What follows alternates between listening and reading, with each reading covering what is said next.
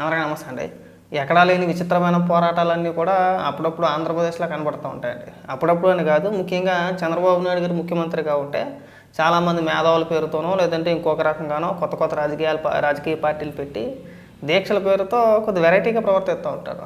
ఇప్పుడు బోడే రామచంద్ర యాదవ్ గారు ఆమరణ నిరాహార దీక్ష, నాకు ఇప్పటి వరకు తెలియదు ఆయన ఆమరణ నిరాహార దీక్ష ఎందుకు చేస్తున్నాడు అనేది. అయితే రాత్ర దీక్ష విరమించుకున్నాడు. ఎందుకు విరమించుకున్నాడు అని చెప్పేసి ఒకసారి ఓపెన్ చేసి చూస్తే ఆయన డిమాండ్లు ఏంటంటే అమరావతిలో బీసీలకి 1000 ఎకరాలు కేటాయించాలంట. సో ప్రభుత్వం నుంచి నన్ను ఎవరో పట్టించుకోలేదు, ఇక నేను దీక్ష విరమించేస్తున్నాను, ఇంకా నా పోరాటం ఆగదు, ఇంకా అసలు అమరావతి ప్రాంతంలో బీసీలకి 1000 ఎకరాలు కేటాయించేంత వరకు కూడా నేను నిద్రపోను. ఇంకా చాలా మాటలు మాట్లాడుతున్నాడు. ఒకసారి వినిపిస్తామన్నాడు, వినిపించిన తర్వాత మాట్లాడదాం.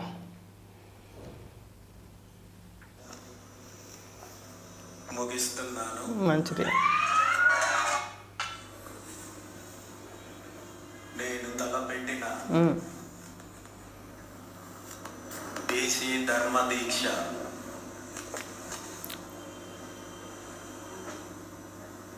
కార్యక్రమానికి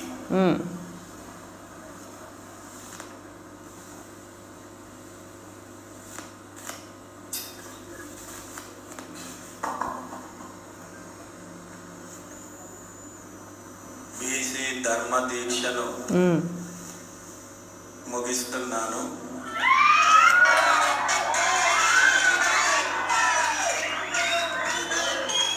ఇది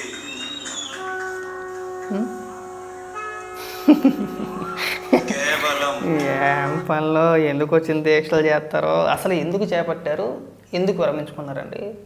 మిమ్మల్ని చేయమని చెప్పేసి ఒత్తిడి చేసింది ఎవరో? బీసీలు అంతా కలిసి మీ దగ్గరికి వచ్చి అమరావతి ప్రాంతంలో మాకు 1000 ఎకరాలు కేటాయించాలని చెప్పేసి మీరు దీక్ష చేయాలని చెప్పేసి తీసుకొచ్చారని కూర్చోబెట్టారా? లేదు ఇప్పుడు దీక్ష మీరు చేపట్టగానే ప్రభుత్వం ఏమైనా దిగి వచ్చి సరేలేండి చూద్దామన్నా మాట్లాడదాంలేండి, మీరు మరీ ప్యానల్ మీద తెచ్చుకునేలా ఉన్నారో, చాలే ఇంకా దీక్ష విరమించుకోండి అని చెప్పేసి నేను ప్రభుత్వం చెప్పిందా? లేదు, ఎవరో పట్టించుకోలేదు.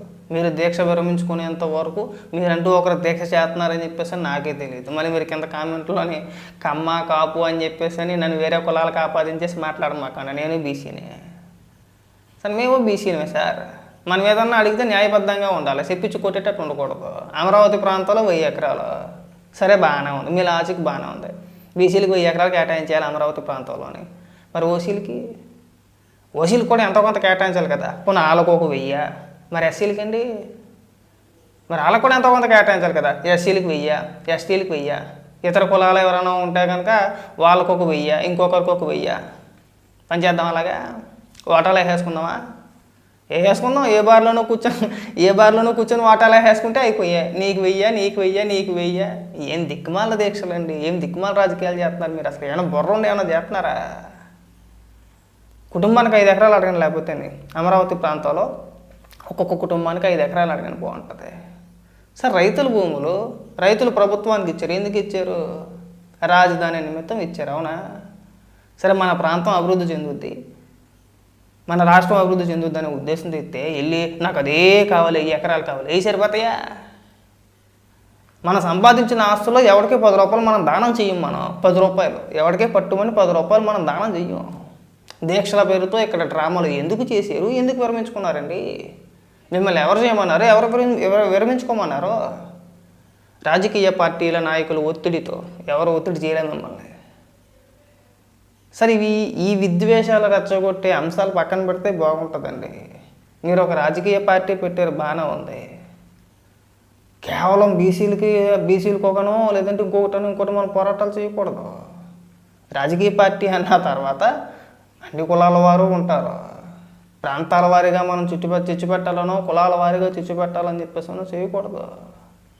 మేము బీసీలమే. నీ ఏవైతే ఉన్నాయో, మీ డిమాండ్స్ ఏవైతే ఉన్నాయో చూసిన తర్వాత పిచ్చెక్కిపోయింది నాకు. ఇంకా అంతేలే, ఇంకా ఏదో వెనకటికో సామెత ఉంది, కొత్త పిచ్చగాడు పొద్దారడని చెప్పేసి అని. కొత్తగా రాజకీయ పార్టీ పెట్టారు కదా, దేని మీద పోరాడాలో దేని మీద పోరాడకూడదో మీకు అంత అవగాహన లేదేమో. కేవలం డబ్బు ఉంది కదా అని చెప్పేసి కొన్ని మీడియా సంస్థలతోనో లేదంటే కొంతమంది కార్యకర్తలను ఒక టెంట్ వేసి అక్కడ కూర్చోబెట్టి మీరు పడుకొని ప్రభుత్వానికి నేను ఇక్కడి నుంచి దించేస్తాను అంతా, నేను దించే సార్ ఏదన్నా మీరు ఎంత పోరాటం బ్రహ్మాండంగా చేస్తున్నారు కదా. ఇప్పుడు ఆమరణ నిరాహార దీక్ష గతంలో ఇదే అమరావతి ప్రాంతం పైన జగన్మోహన్ రెడ్డి అధికారంలో ఉన్నప్పుడు అమరావతి రైతులు, ముఖ్యంగా మహిళలు అమరావతి కోసం నిరసన కార్యక్రమాలు, దీక్షలు, వాళ్ళ పాదయాత్రలు చేస్తున్నప్పుడు ప్రభుత్వం వాళ్ళపైన లాఠీ చార్జీలు చేసినప్పుడు ఏమైపోయిందండి మీ పోరాట పటిమ? సరే ఎక్కడ అనుకున్నారు మీరు? ఆ రోజు చేయకూడదేమో మనం, జగన్మోహన్ రెడ్డి అధికారంలో ఉంటే మనం చేయకూడదు. సార్ కొంచెం మనం బుర్ర వాడండి. మరి బొత్తిగా బుర్ర లేకుండా ఇలాంటి పిచ్చి పిచ్చి దీక్షలు ఎందుకు చేస్తున్నారు? అట్లా ఎవరి కోసం చేస్తున్నారు? ఉపయోగం లేని దీక్షలు చేయమాకండి. వేరే వేరే అంశాలు ఇంకా చాలా ఉన్నాయి. సార్ వినడానికే కామెడీగా ఉంది. ఇది ఎక్కడన్నా ఇదా లాజిక్కా అసలు? నేను ఎలా కేటాయించేస్తారండి? 1000 ఎకరాలు 2000 ఎకరాలు కేటాయించేస్తారా? ప్రభుత్వానికి ఇంకేం పనులు ఉండవా? ప్రభుత్వం తీసుకున్న ఎందుకు తీసుకున్నారో, ఏ పర్పస్ మీద తీసుకున్నారో, ఎందుకు కేటాయించేస్తారు? ఇవాళ మీరు తయారయ్యారు, పైగా మళ్ళీ మా తరపున మళ్ళీ అంటే మేము బీసీలేం కదా, మా తరపున మాకు ఒక పెద్ద నాయకుడు పుట్టుకొచ్చాడు. ఓకే, బాగానే ఉంది. రేపు ఇవాళ ఆమరణ నిరాహార దీక్ష అని చెప్పేసి 3 రోజులు 4 రోజులు డ్రామా చేసుకొచ్చారు మీరు. ఇవాళ రేపు పొద్దున ఇంకొక నాయకుడు వస్తారు, ఓసీల తరపున, పోనీ కాపుల తరపున అనుకుందాం, పోనీ లేదంటే రెడ్డిల తరపున ఒక నాయకుడు, కమ్మల తరపున ఒక నాయకుడు, ఎస్సీల తరపున ఒక నాయకుడు, ఎస్టీల తరపున ఒక నాయకుడు, అంతేనా? బ్రాహ్మణ కులం నుంచి ఒక నాయకుడు, లేదంటే ఇంకొక కులం నుంచి ఇంకొక నాయకుడు. మీరు అందరూ వచ్చి తలా 1000 ఎకరాలు కావాలంటే సరిపోద్దా? కాస్తనా ఏం మాట్లాడుతాం, ఒకసారి పిచ్చకపోతూ ఉంటుంది మీరు ఇలాంటి దీక్షలు గట్టా చూస్తూ ఉంటే. రాష్ట్రానికి పనికొచ్చేది ఏదైనా ఉంటే మాట్లాడండి, పనికొచ్చే అంశాలపైన చర్చ పెట్టండి, వాటి గురించి మాట్లాడండి. అవే అవన్నీ మాట్లాడి మాకు 1000 ఎకరాలు ఇచ్చేస్తారా? మూట కట్టి కట్టకట్టి సొట్టి చేతిలో పెడతారు, పట్టుకొని వెళ్ళిపో బాబా అని చెప్పేసి. దయచేసి ఇలాంటి అంశాలపైన మీరు ఇలాంటి పిచ్చి పిచ్చి నిర్ణయాలు తీసుకోమాకండి. ఇది ఒక స్ట్రాటజీ అంతే. ఎందుకంటే అది ఎలాగా అవ్వదు అని చెప్పి తెలుసు. 4 రోజులు ఏదో పడుకున్నారు, విరమించేసి పెద్ద పెద్ద ఉపన్యాసాలు ఇచ్చేస్తున్నారు. ప్రభుత్వం దేకని కూడా దేకలేదు మీ వంక. చేసుకుంటూ 2 రోజులు చేసుకుంటూ వదిలేద్దామని చెప్పి వదిలేసారు. మీకు ఎవరో హైప్ ఇవ్వలేదు. కాదు ఇప్పుడు నేను ఎందుకు చేస్తున్నానంటే, చేపట్టిన వాళ్ళు చేపట్టి ఏదైతే దీక్ష మీరు చేపట్టారో అది కంటిన్యూ చేయాలి. ఆమరణ నిరాహార దీక్ష అంటే అంతేనా? అదే కదా. ఇప్పుడు ఆమరణ నిరాహార దీక్ష ఎందుకు చేస్తున్నారు మీరు? మీకు కొన్ని డిమాండ్లు ఉన్నాయి, ఆ డిమాండ్లు నెరవేర్చాలని. సరే మీరు బీసీలకు 1000 ఎకరాలనో ఇంకోటనో రిజర్వేషన్లో కొద్దిగా ఈ పర్సంటేజ్ అనో ఇంకోటనో మీరు చేస్తున్నారు. అవి ప్రభుత్వం దిగి వచ్చి మీతో చర్చలకు కూర్చుందామంటే చేద్దామండి అని చెప్పేంత వరకు కూడా మీరు విరమించుకోకూడదు. అదే ఆమరణ నిరాహార దీక్ష అంటే. 3 రోజులు చేయడం, ఒంట్లో బలం తగ్గిపోయినట్టు ఎమ్మటే విరమించేసుకోవడం, మళ్ళీ 3 రోజులు చేయడం, మళ్ళీ ఒంట్లో బలం తగ్గగానే మళ్ళీ విరమించేసుకోవడం, అలా ఉంటాయి. ఇదొక దరిద్రం అయితే మాకు ఇంకొక దరిద్రం అంతే. సాధారణంగా సోషల్ మీడియాలో అక్కడక్కడ కొన్ని వీడియోలు వైరల్ అవుతూ ఉంటాయి, వాటి గురించి ఎవరు కూడా పెద్దగా ప్రస్తావించరు. అయితే నేను మార్గాని భరత్ ఒక ప్రెస్ మీట్ పెట్టాడు. ప్రెస్ మీట్ పెట్టి ఏమని మాట్లాడతాడంటే, భారతిరెడ్డి గారు ఎప్పుడో జగన్మోహన్ రెడ్డి గారి పైన కేసు పెట్టారంట, కేసు పెట్టారని చెప్పేసి అని ఒక 2 ఛానల్స్ పేరు చెప్పుకొచ్చాడు. M9 ఒకటి, థింకాంధ్ర ఒకటి. ఈ 2 ఛానల్స్లోని కూడా భారతిరెడ్డి గారు జగన్మోహన్ రెడ్డి గారి పైన కేసు పెట్టారని చెప్పేసి అని ప్రచారం చేస్తున్నారని చెప్పేసి అని సోషల్ మీడియాలో ఎవడో ఏదో మాట్లాడితే దాన్ని తీసుకొచ్చి మాజీ ఎంపీ అయినటువంటి మార్గాని భరత్ అఫీషియల్గా ప్రెస్ మీట్ పెట్టి, నాకు తెలియదు నిజంగానా, మార్గాని భరత్ ప్రెస్ మీట్ పెట్టి చెప్పేంత వరకు ఇలాంటి ఒక వీడియో వైరల్ అవుతుందని చెప్పేసి చాలామందికి తెలియదు. నువ్వు ప్రెస్ మీట్ పెట్టి చెప్పేశాడు. సరే, ఇంకా చాలా మాట్లాడారు. తర్వాత అదే అంశం పైన రాత్రి ఏకంగా సాక్షిలో డిబేట్ పెట్టేశారు. ఆ వెంకటరెడ్డి గారు, ఆ ఈశ్వర్ గారు, లేదని ఇంకో 2-3 తీసుకున్నారు. ఇంకా ఇష్టం. ఇంకా చంద్రబాబు నాయుడు గారి ఇంట్లో అలా జరిగింది, చంద్రబాబు నాయుడు గారిని నాదెండ్ల భాస్కర్ రావు అలాగన్నాడో, లేదంటే చంద్రబాబు నాయుడు గారి ఇంట్లో అత్తకోడలిద్దరు కొట్టుకున్నారని చెప్పేసి ఆడి పెచ్చవాగుడు. అసలు ఎక్కడో ఉన్నదని తీసుకొచ్చి మెయిన్ స్ట్రీమ్ మీడియాలో మీరు డిబేట్లు పెట్టి ఏం చెప్పాలనుకుంటున్నారు అసలు? ఇవాళ మీరు అధికారంలో ఉన్నప్పుడు చంద్రబాబు నాయుడు గారి కుటుంబ సభ్యుల పైన ఎన్ని కథనాలు రాశారు సాక్షిలో మీరు అఫీషియల్గా. ఆ వెంకటరెడ్డి గారు ఏళ్ళు చూపించేసి నారా లోకేష్ గారిని ఉద్దేశించి ఏళ్ళు చూపించి మాట్లాడేస్తున్నాడు. ఏరా వెంకటరెడ్డి, మీరు అధికారంలో ఉన్నప్పుడు డైరెక్ట్గా మీ సాక్షిలోనే ఆ బోకి ఈశ్వర్ గారే నీ పక్కనే ఉన్నాడు. చంద్రబాబు నాయుడు గారు అరెస్ట్ అయినప్పుడు అంతకు ముందు కూడా భువనేశ్వరి గారి గురించి, బ్రహ్మణి గారి గురించి, వాళ్ళ ఇంట్లో ఏం జరుగుతుందని చెప్పేసి డిబేట్లు పెట్టిన ఎదవ పక్కనే ఉన్నాడా? మరి ఇప్పుడు జగన్మోహన్ రెడ్డిని ఏమనాలి మేము? జగన్మోహన్ రెడ్డిని ఏమని పిలవాలి? 500 యూట్యూబ్ ఛానళ్ళు ఉన్నాయి, 1000 యూట్యూబ్ ఛానళ్ళు ఉన్నాయి. ఎంతమంది పని చేస్తున్నారు? అంతమంది పని చేస్తున్నారా? ఎంతమంది పని చేస్తున్నారా? కనీసం బుర్ర బుద్ధి జ్ఞానం లాంటిది ఏం ఉండదు మనకి. ఒకసారి మార్గన్ భరత్ ఏం మాట్లాడుతున్నాడో ఆ వీడియో ఏంటి అనేది ఒకసారి చూపిస్తా చూడండి. చూపించే ఉద్దేశం లేదు, కానీ వాళ్ళే డైరెక్ట్గా అఫీషియల్గా మాట్లాడుతున్నారు, వాళ్ళే చూపిస్తున్నారు ఏం జరిగింది ఏంటి అనేది. ఇంక మనం చూపించడం వాళ్ళు తప్పే ఉంది.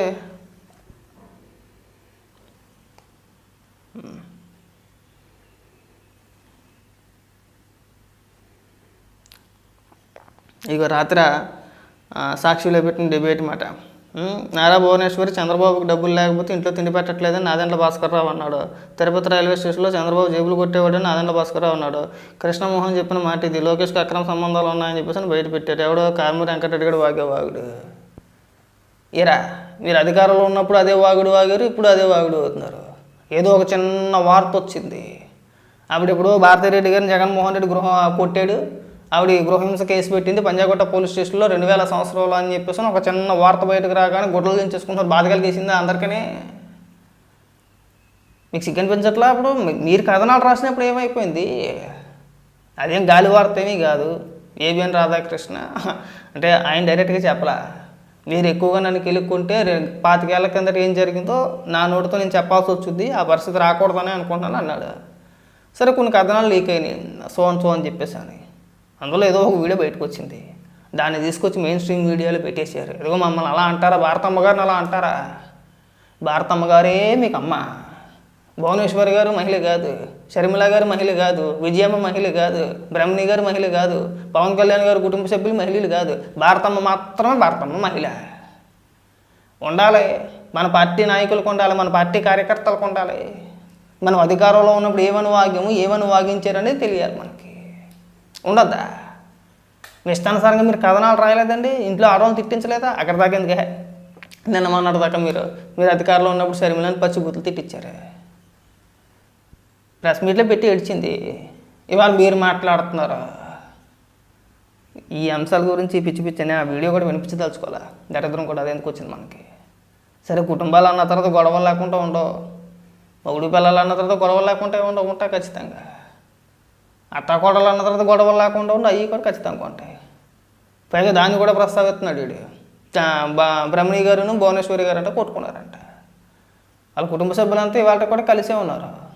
సరే కొట్టుకున్న వాళ్ళే కలిసి ఉంటే ఇవాళ భారతిరెడ్డి గారు విజయమ్మ గారు అత్తాకోడల దగ్గర కలిసి ఉండట్లేదు. విజయమ్మ గారు షర్మిలతో పాటు ఉంటుంది, కూతురుతో పాటు. ఎందుకు ఉంటుందండి? మీరు అంతకంటే పెద్ద స్కెచ్ ఏదో వేసుకుంటారు, కొట్టుకోవడం కాదు, అంతకంటే పెద్ద స్కెచ్ ఏదో వేసారు మొత్తం మీద విజయమ్మ గారి మీద. అందుకని చెప్పేసి ఆవిడ అక్కడి నుంచి ప్రాణభయంతో పారిపోయింది. అంతేనా? తల్లి చెల్లి చెప్తారు అన్న అంత గొప్పడు. ఇంట్లో తల్లి చెల్లిని అడిగితే చెప్తారబ్బా. ఈ పిచ్చ డైలాగులు ఇవన్నీ మాటలు మానేస్తే బాగుంటుంది. ఎక్కడో దారిని పోయే కంపెనీ తీసుకొచ్చి మీడియాకి తగిలిచ్చి ఇదిగో మమ్మల్ని ఎలా అంటారా అంటే తెలియని అంశాలను కూడా మీరు 10 మందికి తెలియజేస్తున్నారు. వార్తల్లో వాస్తవం ఉందా లేదంటే వాస్తవం లేదా అనేది పక్కన పెడితే లేకుంటే ఏమో ఉండదు, ఉండే ఉంటుంది. అనసరిత్ర మామూలు హిస్టరీ ఏంటి? అప్పట్లో చాలా కథనాలు వచ్చినాయి. రోషయ్య గారు ఇంటర్వ్యూలో కావచ్చు, పాత ఇంటర్వ్యూలు చూడండి ఒకసారి. జగన్మోహన్ రెడ్డి బాధ భరించలేక బెంగళూరు పంపించేసేవాడు, ఇక్కడ రావద్దని కూడా. అసలు నేను చెప్పే మాటలు కాదు, రోషయ్య గారు చెప్పే మాటలు. ఎంగిల్ ప్లేడ్తో కొట్టాడు రాజశేఖర రెడ్డి గారిని అని చెప్పేసి అనేక వార్తలు వచ్చినాయి. చాలామంది చెప్తూ ఉంటారు సొంత బాబాయ్ని ఢిల్లీలో కొట్టాడని చెప్పేసి అని వార్తలు వచ్చినాయి. అప్పుడు డైరెక్ట్గా చెప్తారు, పక్కన ఉన్న వాళ్ళు బోల్ మంది చెప్తున్నారు. ఎవరు చెప్పారు ఈ వార్త? కొట్టాడని చెప్పేసి అని ఉండవల్లి అరుణ్ కుమార్ చెప్పాడు, బాబాయ్ని కొట్టాడని చెప్పేసి అని. అంత నీచులు. మీరు ఇక్కడికి వచ్చి అప్పాబాయాకోలు మాకు చెప్పడం. మరి హిస్టరీ చూడండి రా. ఉండవల్లి అరుణ్ కుమార్ ఏమన్నాడు చెప్పినా నీకు? ఉండవల్లి అరుణ్ కుమారే అనుకుంటా, అరుణ్ కుమారే వివేకానంద రెడ్డిని కొట్టాడు అని చెప్పేసి అని చెప్పాడు. ఈ విషయం సోనియా గాంధీ గారికి తెలిసింది. తెలిసిన తర్వాత ఈ రచ్చంతా జరిగింది. చాలా ఉన్నాయి ఆ స్టోరీలు. తండ్రిని కొట్టాడు అంటారు, బాబాయ్ని కొట్టాడు, ఇంకా చాలా ఉన్నాయి. అవన్నీ మనం చూసింది లేదు, సచ్చింది లేదు, ఏదో వార్తలు కథనాలు వాళ్ళు చెప్తున్నారని చెప్పి ఏ రోజు నేను ప్రస్తావించరా. అటా కథనాలు వాళ్ళు అన్నారు వీళ్ళు అన్నారంటే మేము కూడా ఎవరెవరు మాట్లాడారో అవన్నీ తీసుకొచ్చి ఇక్కడ పెడితే చాలా చండాలంగా ఉంటుంది. మీ పరివే పోద్ది. ఈ దరిద్రాన్ని ఎక్కడితో ఆపితే బాగుంటుంది.